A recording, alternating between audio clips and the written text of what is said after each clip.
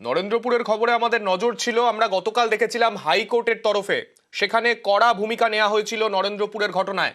স্কুলে ঢুকে দুষ্কৃতী তাণ্ডবের বিষয়ে হাইকোর্টের তরফে নির্দেশ দেওয়া হয়েছিল 24 ঘন্টার মধ্যে গ্রেফতার করতে হবে, রাতের মধ্যেই গ্রেফতার করতে হবে অভিযুক্তদের। কিন্তু হাইকোর্টের নির্দেশের পরেও অধরা অভিযুক্তরা। নরেন্দ্রপুরে স্কুলে শিক্ষকদের মারধরের ঘটনায় জেলা পুলিশ সুপারের রিপোর্ট তলব হাইকোর্টের। আমাদের সঙ্গে রয়েছেন আমাদের প্রতিনিধি অর্ণব। অর্ণবের কাছ থেকে আরো বিস্তারিত জানবো। অর্ণব, ঠিক কি নির্দেশ দেওয়া হয়েছে হাইকোর্টের তরফে? গতকাল বিকেল 4টা নাগাদ বিচারপতি বিশ্বজিৎ বসু তিনি নির্দেশ দিয়েছিলেন নরেন্দ্রপুর স্কুলের ঘটনায়, শিক্ষকদের মারধরের ঘটনায় সব অভিযুক্তকে গ্রেপ্তার করতে হবে। কিন্তু প্রায় এই মুহূর্তে 21 ঘন্টা অতিক্রান্ত, যে অভিযুক্তরা এখনো পর্যন্ত পলাতক রয়েছে তাদের গ্রেপ্তার করতে পারেনি পুলিশ। এই বিষয়টি রাজ্যের আইনজীবীর কাছ থেকে জানার পরই আরো ক্ষিপ্ত হয়ে ওঠেন বিচারপতি বিশ্বজিৎ বসু এবং তিনি বলেন পুলিশ সুপার, বারুইপুর জেলার পুলিশ সুপার, তাকে এজলাসে হাজিরা দিতে হবে, দুপুরের মধ্যে কৈফিয়ত দিতে হবে এবং তাকে রিপোর্ট দিতে হবে কেন অভিযুক্তদের ধরা গেল না হাইকোর্টের নির্দেশের পরেও। এবং এক্ষেত্রে একাধিক স্থানীয় পঞ্চায়েত সদস্যের নাম জড়িয়ে যাচ্ছে। তাহলে কি এই অভিযুক্তদের সঙ্গে পুলিশ কোথাও মিশে রয়েছে? এটাও আদালত প্রশ্ন তোলেন। সব মিলিয়ে নরেন্দ্রপুর থানার আইসি, তিনি অফিসার ইনচার্জ রয়েছেন তিনি, এবং একই সঙ্গে বারুইপুর জেলার পুলিশ সুপার তাকে এজলাসে, এবং যেহেতু এসপি খুব কম সময় তাই তাকে ভার্চুয়ালি এজলাসে হাজিরা দেওয়ার নির্দেশ দিচ্ছেন বিচারপতি বসু, এবং তাকে এজলাসে তার পরিচয়তে সন্তুষ্ট না হলে আরো কড়া পদক্ষেপের পথে হাঁটতে পারেন বিচারপতি বিশ্বজিৎ বসু, এমন ইঙ্গিতও এদিন দিয়েছি। বেশ, আর যে স্কুলকে কেন্দ্র করে এত অশান্তি এত কিছু, সেই স্কুলের ছবিও জানবো আমরা।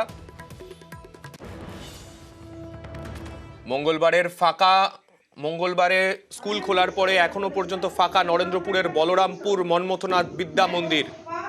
শনিবার স্কুলে বহিরাগতদের তাণ্ডব, শিক্ষকদের মারধর, আতঙ্কে স্কুলে আসছে না পড়ুয়ারা, শিক্ষকরাও আতঙ্কিত। আমাদের সঙ্গে রয়েছেন আমাদের প্রতিনিধি অর্পণ। আমি অর্পণের কাছে যাব। অর্পণ, এখনো কি স্কুলে সেই থমথমে পরিবেশ? কেননা শনিবারের ঘটনার পর চাঞ্চল্য ছড়িয়েছিল, আতঙ্ক কতটা রয়েছে এখনো? দেখো, আতঙ্ক এখনো পর্যন্ত রয়েছে, কারণ ছাত্রছাত্রীদের যে সংখ্যক তারা উপস্থিত থাকেন অন্যান্য দিন, শনিবারের পর থেকে দেখা গেছে সেই ছাত্রী সংখ্যা কমে দাঁড়িয়েছিল 70। আজকে কিছুটা হলেও সেই ছাত্রছাত্রীর সংখ্যাটা বেড়েছে, কিন্তু যে এখানে যে 700 ছাত্রছাত্রী, সেই যে ছাত্রছাত্রীর সংখ্যা সেইভাবে আসছেন না, এবং ছাত্রছাত্রী তারা যেটা জানাচ্ছেন তারাও আতঙ্কিত। এবং তার সঙ্গে অবশ্যই হাইকোর্টের নির্দেশের পর পুলিশের প্রহরা বাড়ানো হয়েছে, নিরাপত্তার দিকটা খতিয়ে দেখা হচ্ছে।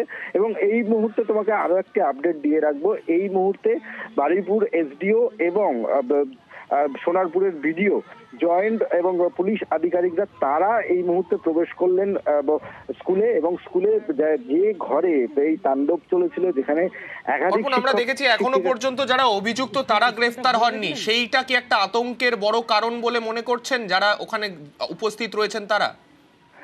দেখো, শিক্ষক শিক্ষিকারা যেটা জানাচ্ছেন যে পুলিশের উপরে তাদের আস্থা রয়েছে, মহামান্য হাইকোর্ট যে নির্দেশ দিয়েছে সেই অনুযায়ী তারা পুলিশ কাজ করছে এবং পুলিশ তাদের নিরাপত্তা দিয়েছে। সেই কারণে তারা কিছুটা হলেও আতঙ্কগ্রস্ত হলেও তারা স্কুলে আসতে সাহস পেয়েছেন। তবে অবশ্যই এটা চিন্তার কারণ যে গতকাল এই ঘটনার পরে হাইকোর্ট যখন নির্দেশ দিয়েছে তার সেইখানে দাঁড়িয়ে যারা অভিযুক্ত, যে 4 জনের নাম দেওয়া রয়েছে, তাদেরকে একজনকেও পুলিশ আটক বা গ্রেপ্তার করতে পারলো না। পাশাপাশি এই ঘটনায় যে 4 জন সহ 50 জন আদার্স করে সেখানে অভিযোগ করা হয়েছে, এফআইআর এ যাদের নাম রয়েছে, তাদের মধ্যে মাত্র 2 জনকে পুলিশ আটক গ্রেপ্তার করতে পেরেছে। বাকি তারা গেল কোথায়, এই প্রশ্ন কিন্তু থাকছে। এবং তার সঙ্গে পুলিশের এই ভূমিকা নিয়ে কিন্তু যথেষ্টই শিক্ষক মহলে একটা সাড়া পড়েছে বলা যেতে পারে, যে পুলিশ প্রশাসন যেভাবে কাজ করছে সেটা কিন্তু তাদের জন্য সন্তোষজনক নয়। কারণ আগামী দিনে এই ধরনের ঘটনার প্রবণতা আরো বাড়তে পারে, এবং সেই কারণেই কিন্তু তারা চাইছেন যারা অভিযুক্ত, যারা এই ঘটনার সঙ্গে যুক্ত, যাদের ভিডিও ইতিমধ্যে প্রকাশ হয়েছে সোশ্যাল মিডিয়ায়, যে ভিডিও নিয়ে চর্চা চলছে, সেই তাদেরকে কেন চিহ্নিতকরণ করা যাচ্ছে না এবং তাদেরকে গ্রেপ্তার করা যাচ্ছে না, এই প্রশ্নটাই সামনে আসছে বারবার, যে যাদের এত ছবি দেখা যাচ্ছে তাদের কেন চিহ্নিত করা যাচ্ছে না। ধন্যবাদ অর্পণ। চোখের সামনে ঘটে যাওয়া এবং নিজেদের সঙ্গে যে ঘটনা ঘটেছে তারপরে আমরা এখনও সেই ট্রমাটা কাটিয়ে উঠতে পারিনি পুরোপুরিভাবে, কিন্তু যেহেতু একটি শিক্ষা প্রতিষ্ঠানের সঙ্গে আমরা যুক্ত এবং ছাত্রছাত্রীদের কথা মাথায় রেখে আমরা এবং প্রশাসনিক তরফ থেকে আশ্বাস পেয়ে আমরা আজকে স্কুলে উপস্থিত হয়েছি।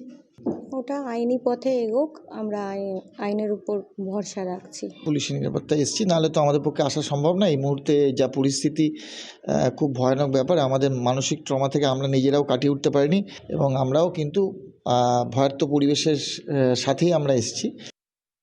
और ये धोनी की हुई जी गजब ग्रिप कैसे SRMB जैसे SRMB TMT बार की विन ग्रिप टेक्नोलॉजी सीमेंट के साथ बनाए मजबूत पकड़। Grip is important.